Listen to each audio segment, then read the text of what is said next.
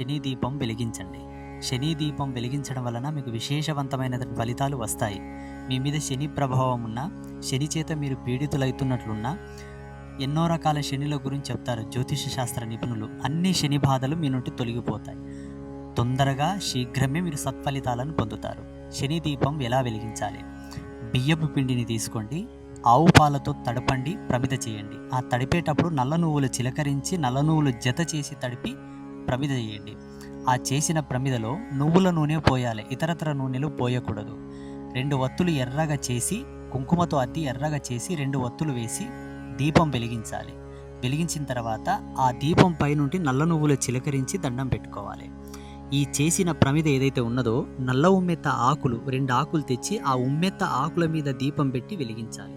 అలా వెలిగించి ఈ శని దీపం వెలిగించి మీరు ఏదైనా కోరుకుంటే, ఏదైనా అనుకుంటే తప్పకుండా మీకు శుభం కలుగు